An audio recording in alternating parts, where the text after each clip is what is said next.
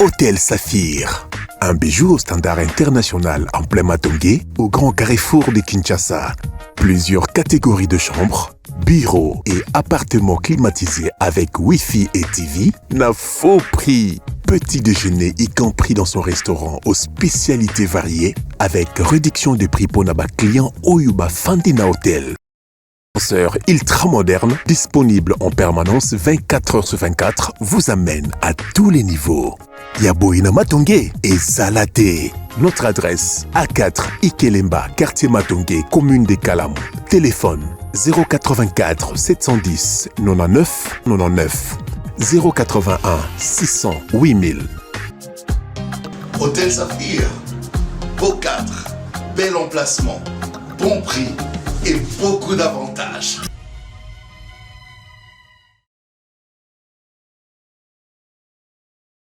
Allez, on va suivre. Oh, Robo et Atepo Ezayo. On a zoté l'homme tout est en michela yomoko. Tiens. Ezayo moko. Oui.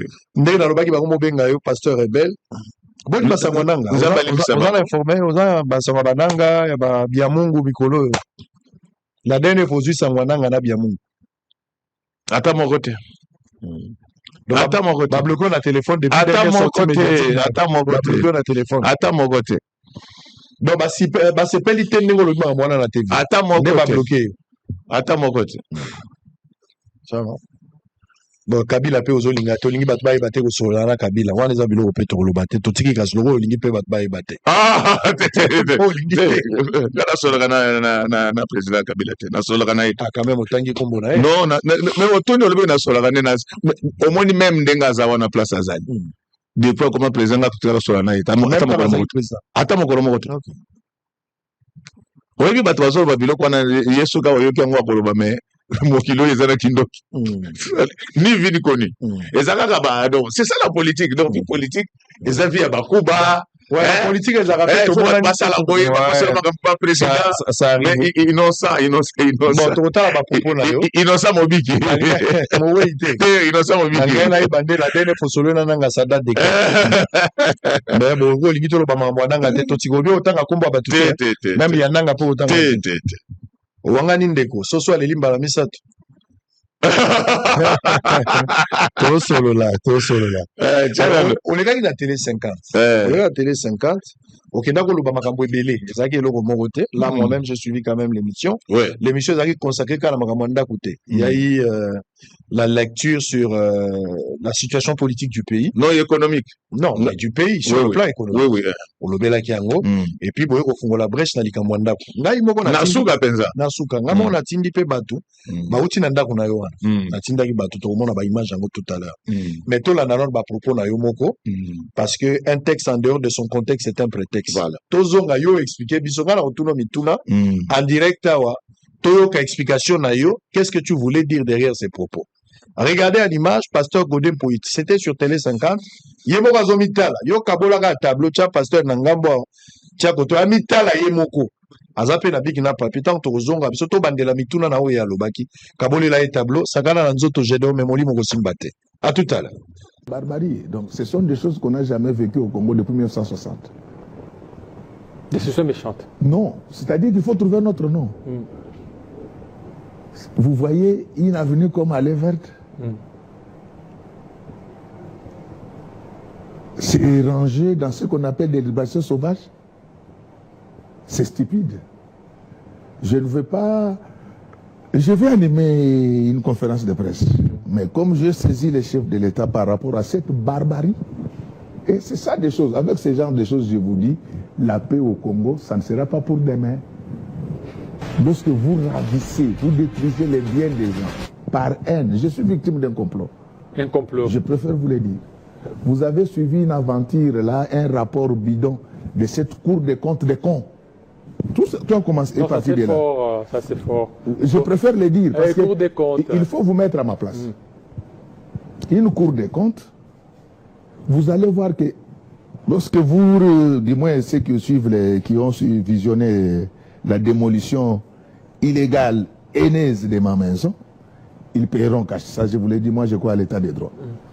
Vous allez voir que parmi ces gens-là, ce sont les mêmes qui avaient travaillé avec la Cour des comptes pour tromper que moi, on avait versé des millions sur mon compte. C'est quand je me suis levé qu'ils ont reculé. Et c'est le même groupe qui va casser ma maison. Et moi, mes biens à moi, je les ai acquis à la sueur de mon front, pas comme les autres voleurs. Donc, quand ils ont échoué, ils vont du côté de la maison. Et pire encore, pour démolir une maison à Kinshasa, il faut au préalable un arrêté des affectations du ministre national de l'urbanisme. Ils ne l'ont pas fait. Il faut un arrêté du gouverneur. Ils ne l'ont pas fait. Ces gens se mettent, c'est-à-dire qu'il reste maintenant seulement qu'ils commencent à entrer dans nos maisons. Ils vont ravir même nos femmes si nous ne résistons pas. Moi, je vais résister. Mais je préfère, vous allez voir ce que je veux. Ça sera événementiel. Mais comme j'ai saisi le président de la République, je ne voulais pas, au stade actuel, déployer l'artillerie lourde. J'attends quand le chef vous va... n'avez pas construit anarchiquement. Il faut archi-faux. Mais cette maison existe depuis 1960. Les plans cadastrales, je peux vous l'envoyer. Depuis 1960. 60. Et les certificats, c'est les certificats de la République d'Isaïr. À l'époque de Mobutu, il n'y avait pas ces balivernes, ces bêtises où quelqu'un peut quitter chez lui, aller casser les biens d'autrui. Avec moi, ils répondront. Mais comme je vous dis, par respect pour le président de la République, je l'ai saisi pour qu'il voie là où nous sommes maintenant. Donc nous avons touché les fonds. Je sais que maintenant que je parle, ils peuvent chercher à fabriquer des arrêtés. Mais j'ai déjà tout verrouillé, j'étais au journal officiel, j'ai déjà récupéré tous les répertoires.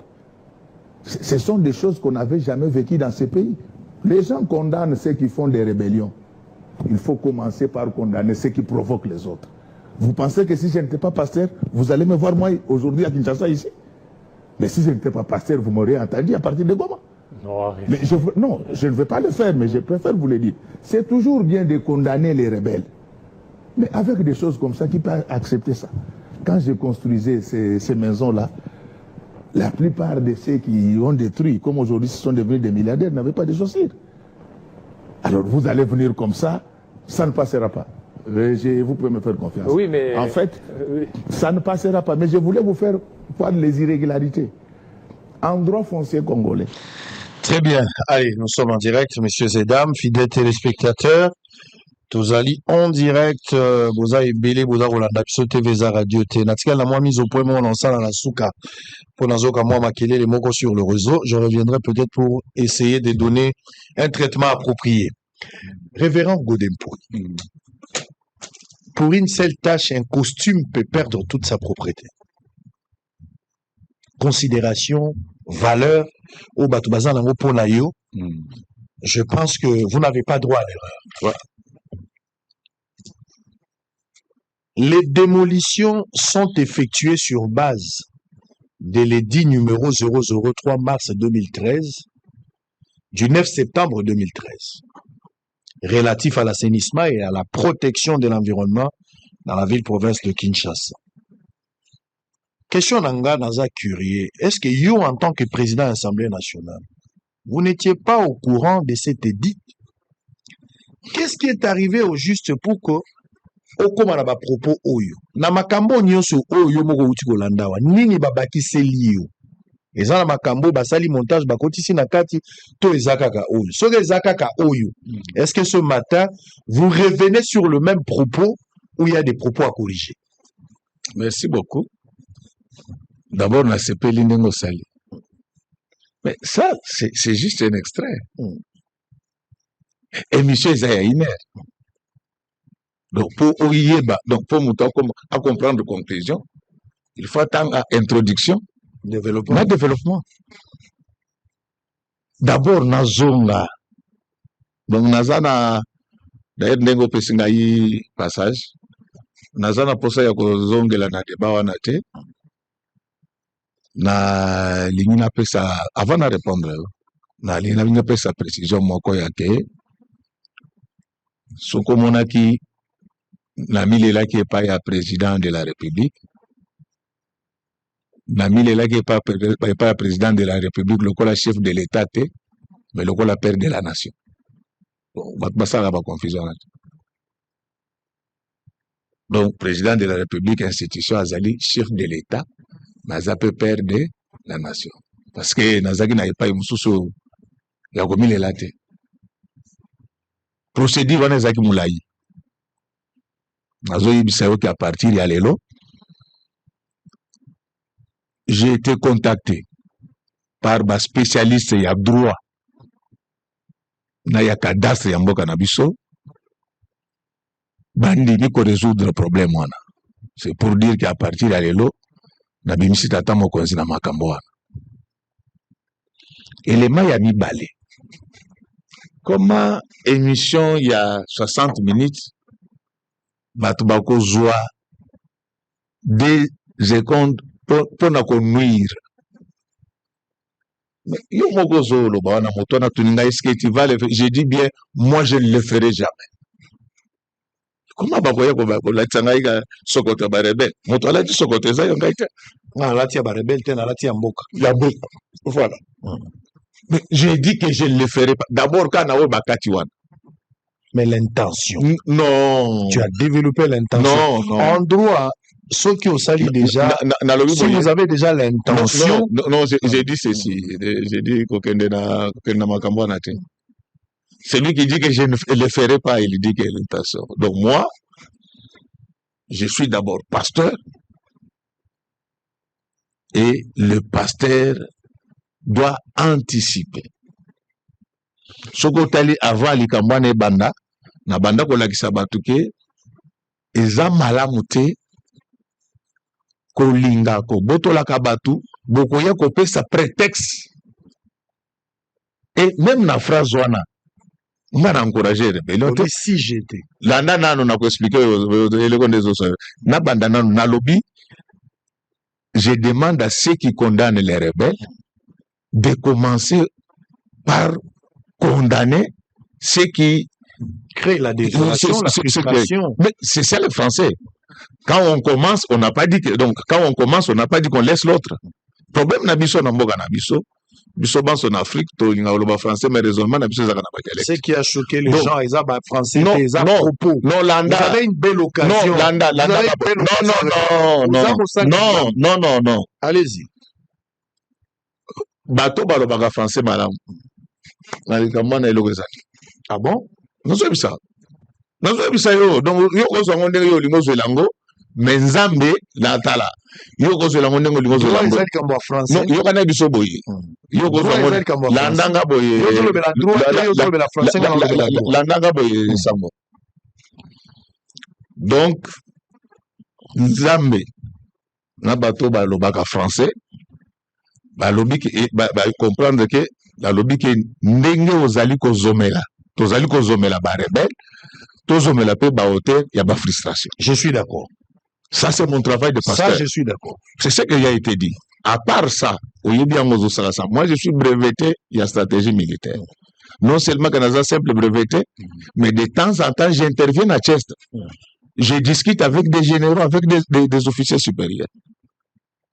Vendredi passé, j'ai animé une conférence là-bas. Je suis revenu sur la même chose. Ce que Zotanga, Makambo Nazoloba, Kota na Google, comme objectif durable de développement des Nations Unies. 16e pilier nango ezali justice. Bazoloba que ce que bolingi bo éviter ba guerre ezalaka na mboka, bo éviter ba injustice. Ce n'est pas moi qui le dis, ce sont les Nations Unies. Ça je comprends. Donc, moi je comprends. Je dis ceci maintenant nazo ya na si c'est une conjonction de subordination qui introduit la proposition subordonnée. Ce qui m'a dit, si j'étais pasteur, vous m'aurez entendu à Goma, il veut tout simplement dire que mon statut de pasteur ne me permet pas. Je ne peux pas. Voilà. En d'autres termes, aujourd'hui, si je décide d'arrêter d'être pasteur, jamais. Je suis compatible, je suis dispo. Non, ça c'est vous. Vous avez vu que extrêmement mieux. Non, les boumingata. Donc, une question. N'a dit que je le ferai jamais. Oui, conclusion dans la limite. Oui. Les propos exacts. Non. L'idée qui était là, s'il te plaît. Pasteur Godé. Pasteur Godé. D'ailleurs, pour Toswana Nayote. Oui, Toswana Nayote. Nayote a été. Nayote a pété l'intention, il y a comme maillot pour qu'on ça l'erreur. Non. aza préparé nango te oyebi ba relation pe toza nango toza na tata moko atiki biso lelo nous sommes liés quelque part na l'intention te mais plutôt nga na lingi na memo na logique ya l'opinion eza choqué non quand on explique là l'opinion comprend donc on est abat des opinions te aux autres au moins pourquoi na baina makambo coup de compte aux autres 5 minutes si allez-y donc sango na bitumbo oyo monaka na bundisaka miyibi ezala na mateya ezala nazaki na fonction baluka baboma ngamba na mibale chaque jour yo oyebi yango mazosala sembla ezali kaka nous les cherchons ozoluka nga na selo ekamni avant tokoma na incident oyo navandi mokolo moko na ndako bake kocontrôler makambo etalinga te na ville ya Kinshasa bazwi kombo na nga bakotisi yango na rapport oyo etalinga te bato a cour de compte na bato bazalaki na bango wana obotya kombo na ye comme ça bakanga ye kayibi mbongo ndenge basalaka baje na bango eza nini basi basali bongo baprépare bobenga yango nini ba ONG na bino oyo ezobotama mikolo nyonso oyo ya ba rapport oui Kodempo ayibi million c'est un complot politique ayibi million alors j'ai na bango ezaki nini ba instrumentaliser opinion mbala moko tango pe nani juge akoyoka eloko ndenge mais on vous interpelle mais suite muto akoyeba ça te heureusement mokolo yango tango bazo sala makambo wana bayebisi ngai na telema na leka na ba média nyonso nzamba na ke na Robank parce que bakomaki ke na compte na ngai na mars 2024 batiaki million na compte na ngai Robank abimisi extrait bancaire ayebisi bango ke boluka eloko mosusu c'est un complot même bato ozoka ba phrase wana oh il a dit papa depuis que nous avons ce pouvoir. S'il y a 10 personnes qui se sont battues scientifiquement pour défendre ce régime, j'en fais partie. Malaboni bafinga président ou na makambo gestion nana sembola. Po bino le loboya ko lomuka bolo bako bino boya katango ese beliti. Mais bato babunda na makusa botala ka bango. Tout n'a pas combien de fois le président a été attaqué ici dans la gestion économique. Nana telemaka. Ce que telemaka c'est un godin à la kati. Au voyage le bagassi les gars qui n'a sirigité. Je n'ai pas une voix qui porte. À ceux qui n'ont expliqué. Conseil na yo kozala nini na bandimi na yo. Ou bien bana nzambe mususu ou d'autres Congolais en général. Oyo baza ba victime ya injustice. Il y a barbarie, il y a atrocité, il y a bateau, baza ba gang na mboko. On a ya connaissance, familiarité, justice, baza ko nyoko la bateau ba yo babuki onda ko moko, eza na bateau babuki bango ba immeuble eza koleka, eza na bateau mususu pe babomeli bango na bala, injustement parce ba kangi pe basi na bango, batie bango na kasho. Bateau wana ba baza ba victime ya injustice wana. So ba décider le loba que des rébellions pour se venger. Conseil nous gozani. Mais réponse c'est dans la vidéo question. T'es pas comme pasteur. Non, je mais les pasteurs c'est avec ces brebis. Non, na lobby ba congolais nyo so za ba brebis na. Non, yonde yamona lobby gozo semi sango. Soko lingi na pesa yo version on a pesa kitona bandimi zawa. Na tindelo le kisango pe. Ya aucune justice? Non, soko lingi na tindelo le kasika. Version ou verset? Non, version kaka na même émission. Parce que na pesa ki pe toli na bandimi. Ah, oh, bako qui ne peut rébellion. Tu vas qu'il était. N'avec moi toi qu'il était. Donc mon dimi mon côté ata ba sali. Jamais. Asa le kolangai. Même émission. Mais au moins kaka esprit mabé. Ba kati pour balegisa oyo. Donc je ne vis que ça pendant toute ma vie politique. Donc vous n'encouragez pas de Congolais. Jamais. Non. Na même émission. Yango na senga ko ke na. Tinanga so tinanga. Na tinanga na butu. Oh tinanga na butu. Tala. So ba kolegisa mo s'il te plaît vraiment. Naza la problème. So salinga boy na kosambela mala. Pardon. Naza la problème à tambo. Donc so ko legisa yango kaka. Olongo sango comme cardinal. Tela ocha. Na émission. Ya solo. Donc so ko legisa yango lelo. Nazo tiela yo pour mon. Mala moko. Nazo tiela. Olanda siko to TV za radio te. Voilà. TV za radio te. Mais pourquoi natangi biloko nyonso bato bazotindela nga te? Oui, nayebi place toti na yo. Je ne te vois pas toi comploter contre moi. J'ai dit, il fait son travail na botanga pété, mais comme ça touche na vie à mboka. Image ezokota déjà. Est-ce que bana nzambo babetsami mabako? Ba Congolais, eza la bato niveau ya capacité au niveau ya compréhension eza mon côté. Yo moko zolo bango. Niveau ya compréhension français contexte tout ça les méandres bato no ba ko réfléchir na ndenge mon côté. Mais pour ceux là ba comprendre te to ba yo kisami passe babite passer à ko ba beauté. Mais balingaka yo baza déçu pour nango yo za mwana nzambo za pasteur il y a aucune mais na osala nini ba comprendre na osala on s'excuser na bango te on s'excuser na lisumo sel na sel lisumo te na osala te chaka wana do wikela ngana ma très bien pasteur apesa ngai élément moko atindaki na butu voilà na bakisi eloko te lokola ndimi ko futela ngo abakisa ba zéro par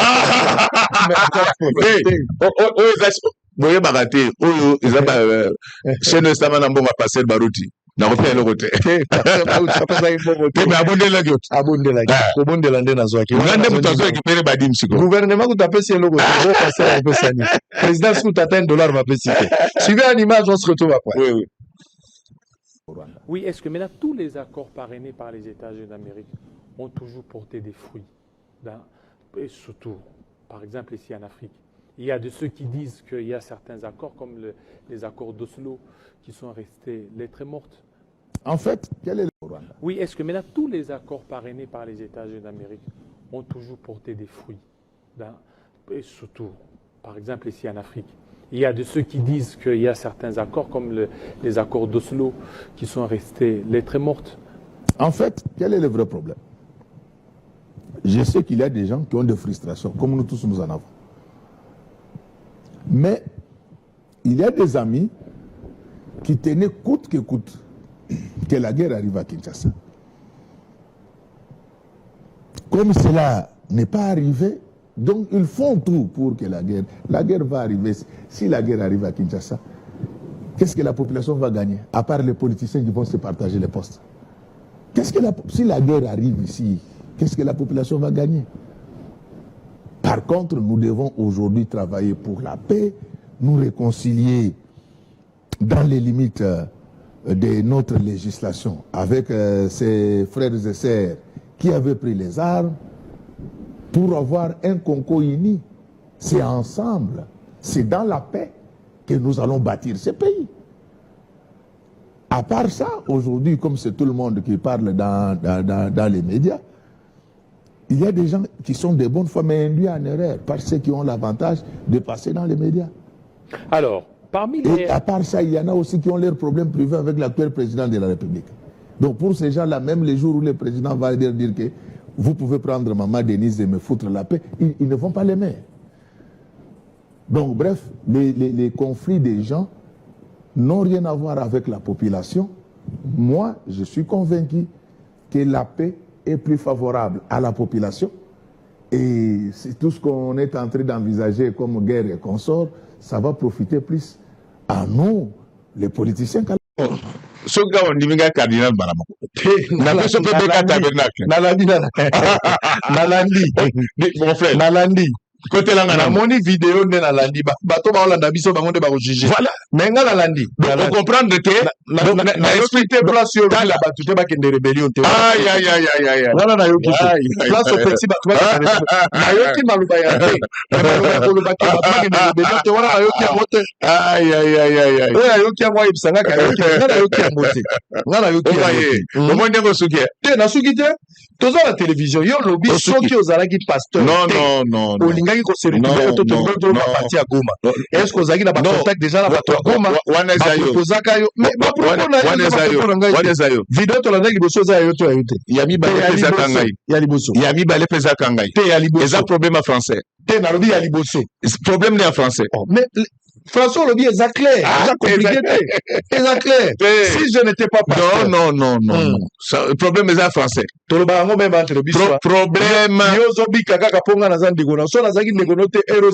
ça veut dire quoi? Non, n'a intention de mais n'a empêché. C'est clair. Non. Il y a même une phrase à la fin là où je dis que je ne le ferai pas. Na lobby boye. J'ai dit que je ne le ferai pas. Faux et archi faux. Faux. Mais bien qu'on joue rôle na yo so comprendre là. On a droit sans qu'on manifeste. Il y a ce qu'on appelle l'intention. J'ai dit ceci. Faux et archi faux. On a droit, il y a la Bible. Je suis un peu gêné. On a le français. On a le droit. Makambo na zolo c'est ça la loi. Moi, bon, vous le savez que je suis aussi juriste. Ça va. Vous le savez. Il n'y a pas de souci. Oui, on va terminer. Je vais revenir pour terminer. Est-ce que les Congolais sont satisfaits? On appelle ça qui est occasion. Oui. On présenter quand même excuse Naba Nzambe, on va choqué en tant que pasteur. C'est ça que moi je voulais. Mais on salit ma bête, mais tu vas choqué.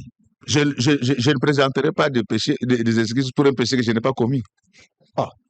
Donc, ceux qui ne voient pas les au moins nengo sawana au moins quand nengo tiki manda funana mutu muso abeti samil baku ndey na tiki mande fa comme le kola arabe donc yo jour pe ko longola mande fuana jour ko longola mande fuana muso so abeti samil baku ngana linga gata ngosa et puis bat basie misali kamboana ce n'est pas tellement la population, ce sont mes adversaires politiques. Ce sont mes adversaires politiques baso oui quand nengo zala ba sombi ba to média mais les même batu ba comprendre baso bengangai baso ba que pasteur Nzamba limbisa biso au moins ni mabe na biso yango mona ngala za Bible lingala pour na éviter makambo. Très bien, merci beaucoup. Merci.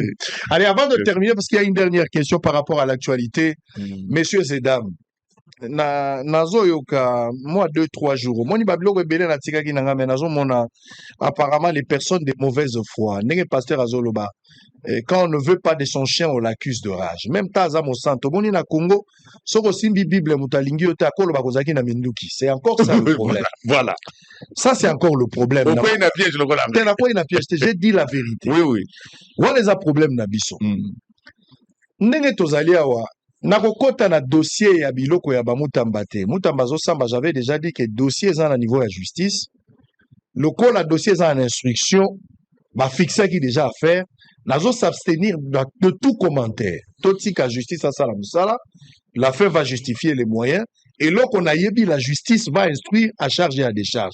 Ce qui magistrat a moni que mutamba n'est pour rien va quoi quitter. Mais ce qui juge a moni qu'il est pour quelque chose va condamner. Je ne veux pas commenter ces dossiers, d'autant plus que dans la justice, moi en tant que juriste, je ne peux pas le faire. Mais il ne faut pas bateau avant que justice a katalikambo. Bateau banda se traumatiser, baluka ba créer des tensions dans la société, surtout que biloko nyoso bato balingi balobeza lokuta. Na yebite soki na kobenga bato wana ba phaser intellectuel, excusez-moi cette expression. Na yebite soki na qualifier bango naza na recherche ya qualificatif peut-être pasteur akoyede ngai. Na comportement ou na chef ya bato nazomona qui sont en panne d'imagination dépassés par les événements. Makambo etali finance publique.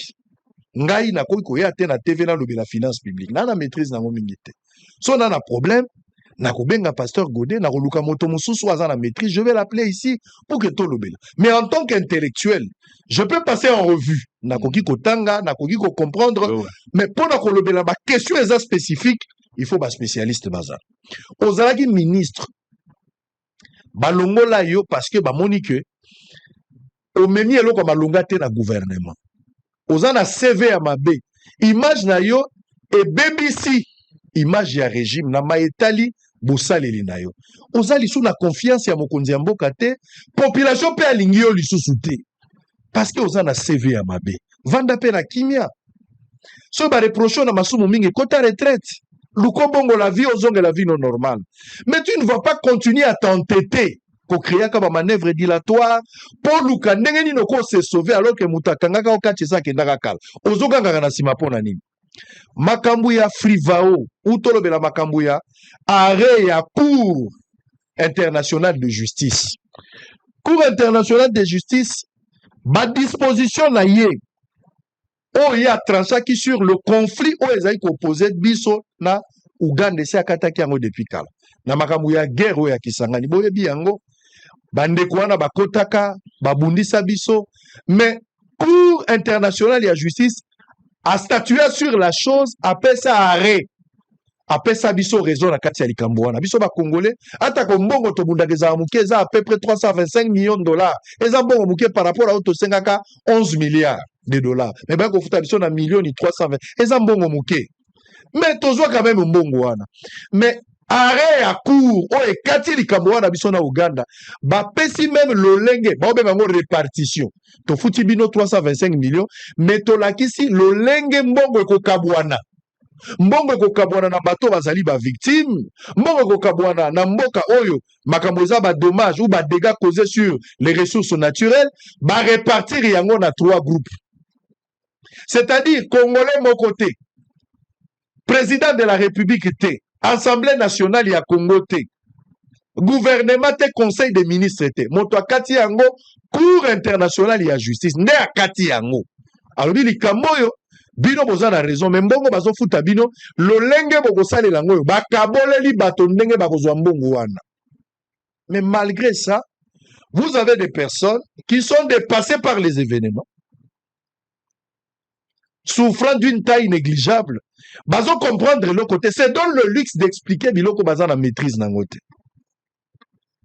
alingi ete aza na retraite aza kopema namoni kuta ye mwa munene lisu mikolo parce que apparemment abakisi 10 kilos nazoyebisa kuta azongela sport wana conseil na ngai naza kopesa pourquoi vous voyez alingi ete partout alingi ete déjà en retraite to continuer mboka ezocontinue yo esi balongoli yo esi esili soko kozonga zonga soko olingi kozonga mais kozonga na kombo ya mutu te na makambo etali répartition ya bafond l'arrêt ya cour internationale esi esalamaki moto na moto ou bien bagroupe ndenge kokabola mambongo balakisi deja ndenge bato na bato bakozwa yango bakreye eloko bakobenga frivao na kati ya frivao balakisi lolenge mboko ekokabwana mais baza koexécuter sur base ya arrêt ya cour internationale cour internationale de justice yango nde baza koexécuter bazo exécuter makanisi ya Jules Alingete te baza koexécuter te pensée ya chef de l'État ya assemblée nationale ou bien conseil des ministres ou bien premier ministre baza koexécuter kaka arrêt wana soko yebi te pasteur Godé azali okobenga pasteur Godé na téléphone ya kopesa nga cour na ndako ozalaka ministre olongwe pona moyibi olongwe pona eloko mosusu te soko moni kozo kokate benga pasteur Godé azaka pe disponible so bozwika atana ye atangisaka bien il va t'enseigner ça te fera du bien oza la maîtrise te ozo se pavaner tu crées des groupuscules ya batu bomando pesa maka ekosala nini bato nyonso bayebi ke mbongo efutama plus de 325 millions de dollars barepartir na bato bakozwa bavictime bakozwa mboka pe gouvernement eza pe kobénéficier nango naza na barepartition nyonso awa soko oyebi te ngai naza nango nakoki kopesa yo okokota na kati si tu ne sais pas moi je peux te donner naza na arrêt wana na article 107 108 109 ezali bazolakisa répartition soko oza na problème ozoza problème à lecture ou problème à compréhension ndenge pasteur Godé alobi likambo ya français pe ezoboma mais na recommandé yo kisi na yo pasteur Godé il peut te donner le coup na recommandé yo munganga ye tangi sa finance publique cardinal na recommandé yo molakisi ya finance publique ye azote yango bien bolinga ye aza ndeko na biso bolinga ye vous la présidence de la terre kufa poto ndima Godé peut enseigner soko lingi na futa mbongo na kofuta oye kono mais c'est une honte moto azalaki ministre alongwe na soni et puis oyebo yo bani ko expliquer ote mbongo wala foza alingeti nda expliquer ka répartition alingeti akore sur base de quoi donc alingeti aleki na cour akomi Trump tona alingeti alobaki le côté pour terminer regardez cette petite pause du bilan de quelqu'un qui a travaillé et puis abima par la grande porte ça voilà te obimi na ndenge ya kuzu ya abima la grande porte et puis ba onurai regardez cette petite pause on va revenir. Pasteur a répondre biso sur une question où est commis les lots d'actualité na éducation balobi biso boye désormais bana nyonso bakozala na zemi oza mwana kelasi moza na zemi ba autoriser bana na bayaka classe donc bana na biso baza na 5e primaire 4e primaire 6e primaire ata azwi zemi ako kata classe ako banda koya classe ya présenter examen ako tanga na même mwana 4e so aza na zemi wana eza décision ya ministre ya EPST mutauti kozwa on a retourné la réaction là tout à l'heure en image on se retrouve après.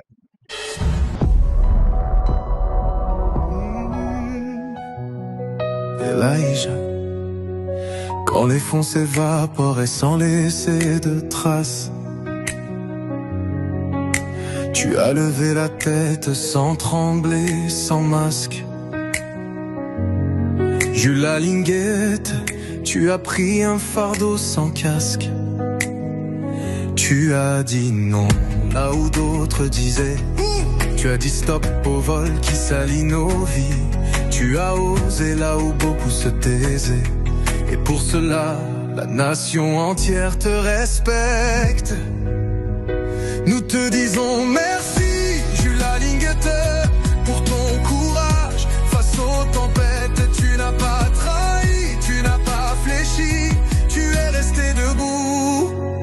Merci Jules pour ta loyauté, ton combat restera gravé dans notre fierté. Tu es un symbole, un gardien, un veilleur. Tu as refusé les deals et les secrets, pendant que d'autres vendaient l'État au marché. Toi tu brandissais l'honneur comme bouclier.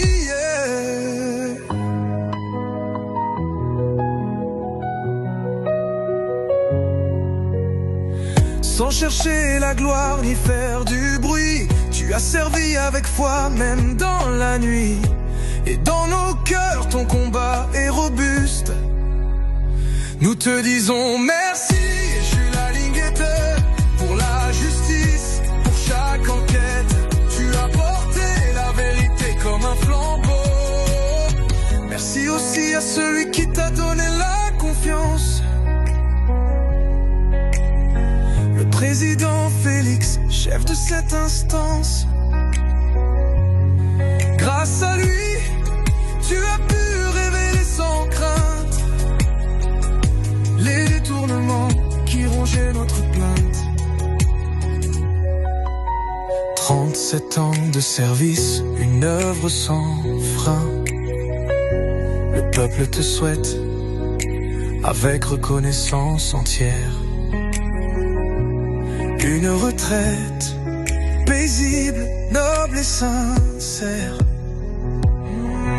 De la part de Pélema, nous te disons merci, Jules Linguette, pour ton courage face aux tempêtes. Tu n'as pas trahi, tu n'as pas fléchi, tu es resté debout. Merci Jules pour ta loyauté, ton combat restera gravé dans notre fierté. Tu es un symbole, un gardien, un veilleur. Tu as refusé les deals et les secrets, pendant que d'autres vendaient l'État au marché. Toi tu brandissais l'honneur comme bouclier. Sans chercher la gloire ni faire du Très très bien. Gilles Linguette Kay. Pema na yo na koloba te repose en paix. Po bato bakanisa loko eza liwa. Mais sepela na retraite na yo. Sepela. Kende na yo liboso vanda kimia. Koloba eloko te. Yo vanda kaka kimia lia. Mais entraînement de moi mingi po ye moi monene okita moi muke. Félicitations. Vous avez battu un grand travail. Et travail wane tikali mémorable. Bato ba tikali nango na mutu. Vous avez des souvenirs pour Gilles Linguette? Bon, au début d'abord, Gilles Linguette, nous sommes recrutés pratiquement au même moment, en 89. Ok. Bon, biso na École nationale des finances toke côté pour na la douane, pour tokota na ofida. Si. Bango ba inspecteur ya finance.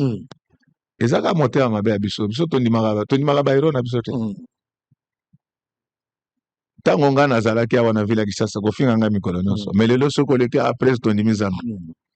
Mais Gilles Linguette a réhabilité grâce au président de la République, a réhabilité l'IGF. Parce que biso tango tozaki bana mike IGF ya Kazumba. Ezaki lokola o ya Gilles Linguette. Donc tozala na moi culture wana ya koyeba ba mérite ya bato. Moto akozala na faiblesse.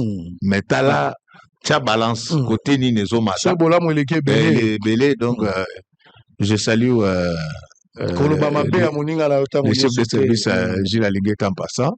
Bakondi maye awa bandima ka moto alongo. Omoni du président Fatin Ndenga zala. Bato bamususu bazolinga ete. Mettons mokolo ko sisaka manda na ye.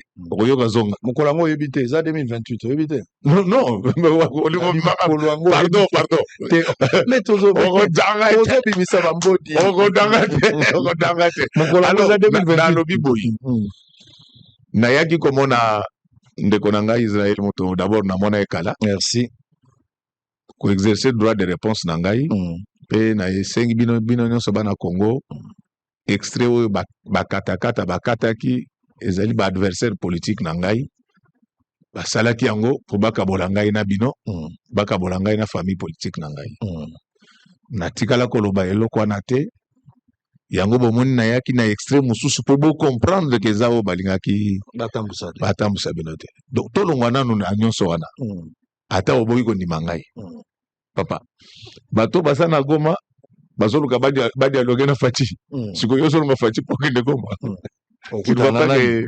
donc ezali interprétation ya bafitole bana nzambe mais bana banzambe nzambe alimbisa bango nzambe alimbisa bango oui nzambe alimbisa bato nyonso bazosala bakabalo wana bango balimbiso te ben, bana nzambe nazolobela badetracteur na naolobela église bana nzambe bacomprendre ke bana nzambe batetema bakupasera koke rébellion te biso to basala na nzambe comprendre ke ezalaka montage. Il vous est arrivé de ya kosenga pe pardon, il vous est arrivé na makambo so osengi pe pardon. Non, na likambo namoni ke nasalaki mabe nayoka ngakutu nafuka mala oyebi ke un agneau nalobi boyi toujours ses droits. Non, nalobi boyi Yo za agneau ti nalobi boyi oza agneau nalobi boyi accepter de perdre les droits. Un agneau n'a pas de droits. Soki ezalaki ke nalobaki yango oyebeli olinga nasala nalinga nazwa toke na boulevard na caméra nafukami na yebisi bakongole mais awa nasala eloko te na expliqué kaka po toyokani omoni kutu te na yo moto azalaki na mesha okiti un agneau ne perd pas le droit place bakokata susu kaka wana balobi preuve yango ke asengi pardon nde eloko ozoboya c'est pas possible. Non vraiment biso toa bato ya wana te ezali vie politique yango wana mais natikala koloba ngo te bandeko na biso baza na mwa kokoso kote ya français nalobi te ke ngai naleki bango mais na français si ezali conjonction de subordination qui introduit la proposition subordonnée. Lobaka ke balongoli babimisi ba propos na na contexte, c'est la moindre de choses. Osunginga vraiment. C'est la moindre de choses. Mon cardinal Zamba Pamboula. Amen la Pambola peyo. Bana fo bakende classe na ba o bazana zemi bana kelasi bakende. Oboni décision wana ndenge. Bon, na landi yango te mais ce que za bongo lokolo pesinga confirmation. Je crois que ça exemple mabeza lokola tozo pour sa bana. Omoni ka ndenge lobi wana. Nde idée ezalaki na makambo. Donc tango zotika mwana waza na zebi aye na classe eza lokola ozotika ba mususu pe ba mona ke eza nango eloko te na yebi ke bato bazoloba mais pourquoi mwana mobali apesaki zemi azokende ya keite. Donc valeur ya mwasi na valeur ya mobali ya kandenge moko te. Une femme c'est la tutrice naturelle de la société.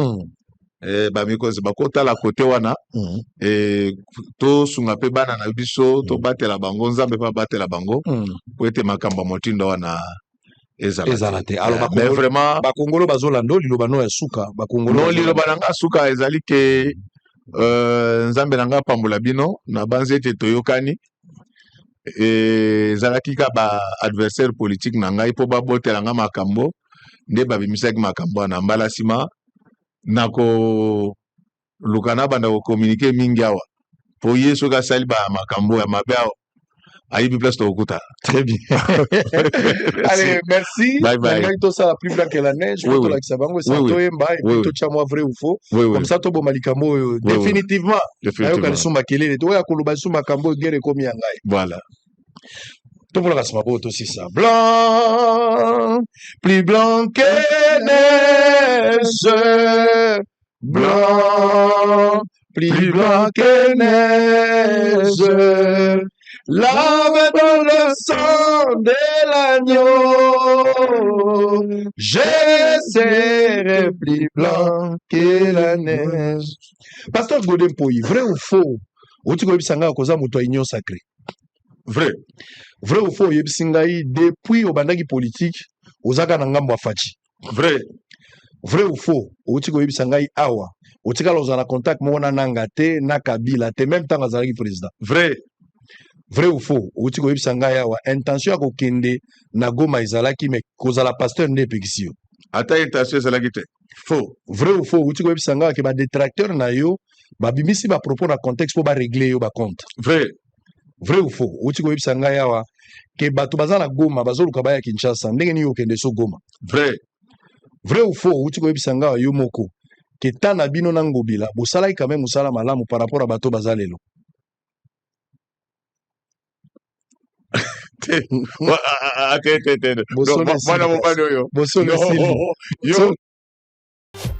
Hôtel Saphir, un bijou au standard international en plein Matongé, au grand carrefour de Kinshasa. Plusieurs catégories de chambres, bureaux et appartements climatisés avec Wi-Fi et TV, n'a faux prix. Petit déjeuner y compris dans son restaurant aux spécialités variées avec réduction des prix pour naba clients Oyuba Fandina Hotel. Ascenseur ultra moderne, disponible en permanence 24 heures sur 24, vous amène à tous les niveaux. Yaboina Matongé et Zalaté. Notre adresse A4 Ikelemba, quartier Matongé, commune des Kalam. Téléphone 084 710 99 99 081 600 8000. Hôtel Saphir, beau cadre, bel emplacement, bon prix et beaucoup d'avantages.